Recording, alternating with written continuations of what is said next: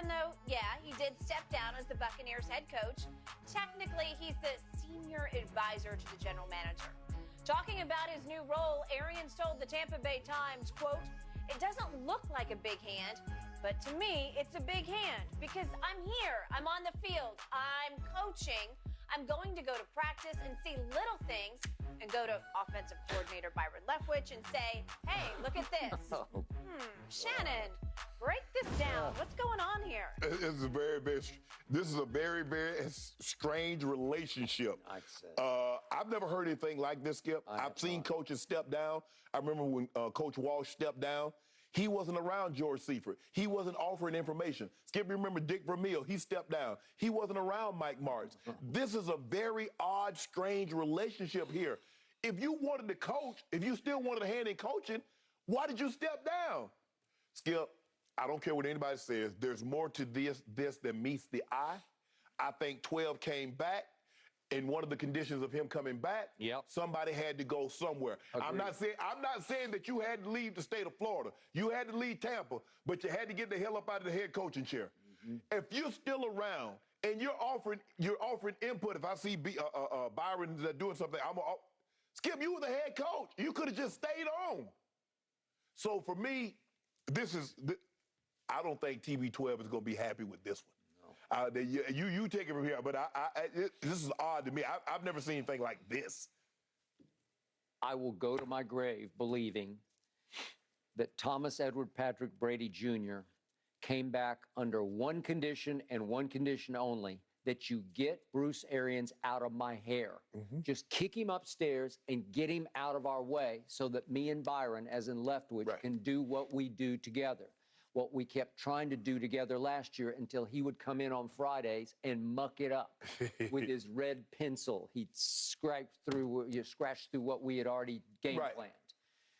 Okay, now it feels like Tom Brady is now the victim of the alter ego of Tom Brady, because there's the cold-blooded football killer, Tom Brady, and that's the guy who wanted Arians kicked upstairs. That's the guy who deeply resented that Arians would dare to criticize him just abusively publicly, just sarcastically. With no respect, he would discount, intercept, like, I don't know what he was thinking on that one, that kind of thing. And it was ironic. I read this line in the story that we're referring to here, and Arians is quoted as saying, just the other day, he was in the training room while Tom was getting stretched out, and he says, I was giving him SH about the interception he threw. Well, I'm not sure which one it was. I guess in the playoff loss to Tampa. I mean, to the Rams at Tampa. I was giving him SH about the interception he threw. We were laughing our asses off about it. Well, the reason they're still laughing their you-know-what's off is that there's another side of Brady that cares greatly about his image and reputation, and it's the social media maven Brady, who wants everybody to believe that he is the greatest guy who ever walked the earth. Okay, so that one wanted to rectify this situation, and every time he got asked about when he came back for the first media session, we're still best friends, there's nothing there, move along, nothing to be seen here. Guess what? You just reopened the door for him to come to practice and say, well, I'll be at every practice. I'm not going to stay at night the way I used to, but I'll be there every day. For what? Just to observe, because what's his title now? It's weird. Senior advisor to the general manager. Well, it didn't say senior advisor to Todd Bowles. A lot of general managers are not at practice every day. That's a fact. And he said, I'm reading the headline, Bruce Arians says, he'll do what I want. I have a big hand in it. So that sounds like he gonna be coaching. That sounds like he the head coach without the head coaching title. Yeah, he said, if I see something in practice, I'll tell Byron. You will? Well, why'd you? That's exactly what Brady didn't want. Exactly, Skip. If you wanted that kind of control and that kind of access, why do you stay the head coach? Why all of a sudden the shift in titles? Now you feel like, you know what? Hey, yeah, I'm gonna be at practice every day. I'm gonna be doing it. This is very confusing.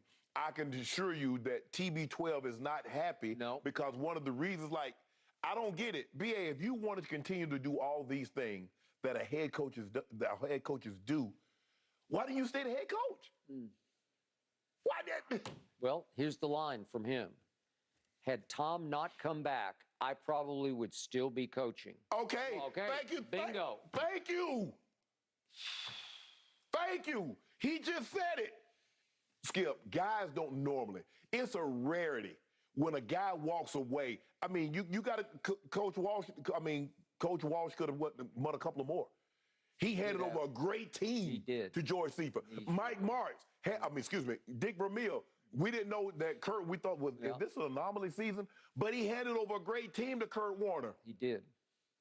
Mm-hmm. Guys just don't know, and Dick Vermeil even admitted. He came back, Skip, a couple of years later, started coaching Kansas City. Yep. He admitted, I made a mistake in walking away. I should have never left. I had a great situation. Coach Vermeil is a very emotional guy, and so he said it. I overreacted. Coach Walsh never looked back. He wasn't around no practice looking over George Seifert's shoulder and, hey, you should shoot Mike Shannon, because Mike Shannon ended up becoming the offensive coordinator. Yep. Nah. Well, at first it was Holmgren. Yep. Was the OC. Yep. But he wasn't there looking over their shoulder, Skip. No. Final line from Bruce Arians. And if we win another Super Bowl, I still get to be part of it. Ooh, how big a part of it? And exactly how are you going to do that? When Tom Brady reads this line, he's going to cringe because he's going to say, I brought it right back on myself. I had it fixed. I had him out of the way. And now, because I told the media, we're great together, I have re-invited him back into the fold. And the mere fact that Bruce Arians thinks he's cool enough and tight enough with Tom to go down while he's being stretched out and say, that pick you threw against the Rams, what a bunch of BS. What were you thinking? No. That's exactly what Brady doesn't want to hear. Now, he'll suffer him because he respects his elders, and he knows he coached a lot of the great quarterbacks, from Roethlisberger to Luck to Peyton, blah, blah, blah. All those, even Carson Palmer.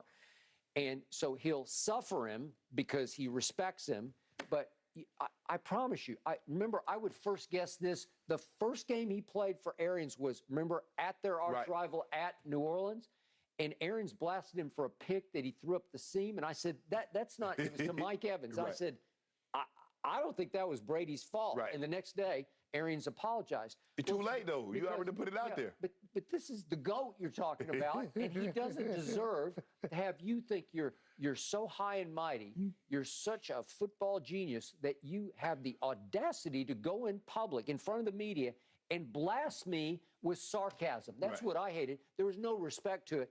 Well, maybe that one got away a little bit from Tom. That wasn't how he did. Well, you have to ask him what he was thinking, because I don't know what he was thinking. Right? Yeah. Oh, you're that good? Because you're not that good. I'm sorry. You have a Super Bowl because of that guy. Right. I mean, the man said, if Tom hadn't come back, I would still be coaching. But I felt that, you know what? Let me put Todd Bowles in a perfect situation. Bruh, no, you was not thinking about Todd Bowles. Tom Brady made an executive decision. Which one you rather have?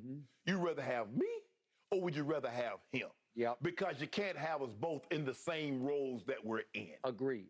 And you just brought up the key individual here might be the new head coach. I have been around Todd Bowles enough to know, you want to talk about your own man? You want to talk about standing on your own 2 feet? Just a guess here, but I'm going to educated guess that at some point fairly soon, maybe in training camp, Todd Bowles will pull Bruce Arians aside after one of the workouts and just say, hey, I need you to back off here. I'm doing this, and I got it, and it's going to work. It's tough, Skip. I know because BA gave him his opportunity. Same thing with Byron. Byron might feel the same way what you're talking about. But Skip, he took the man who was sitting on his couch and said, man, look here, you can do this. Come with me in Arizona.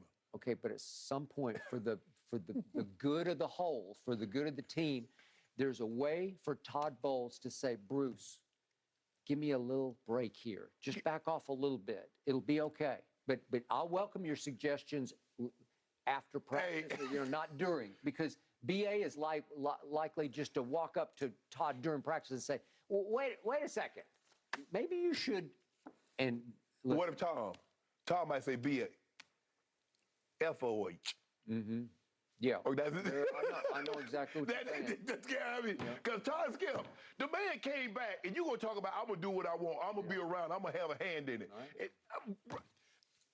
Tom, like, I'm trying to get rid of you. You're supposed to be upstairs, not bothering me. People that's upstairs don't bother the people downstairs. I believe his new office has a view of the practice field, so you could just sit in your office and gaze down Well, upon hey, it. Tom, hey, look here. Y'all need to black that out. y'all need to put some shades up in there. Black that out. Because he's bothering me now. Mm-hmm. Well, he will bother. Uh-oh. I don't know. You still feel comfortable about your Tampa on pick? that team to Not as manage, much. guys. That's for sure. All right. The pressure's on, Shannon. How confident are you in your Celtics winning in 7? Good question. We're going to predict that coming up next.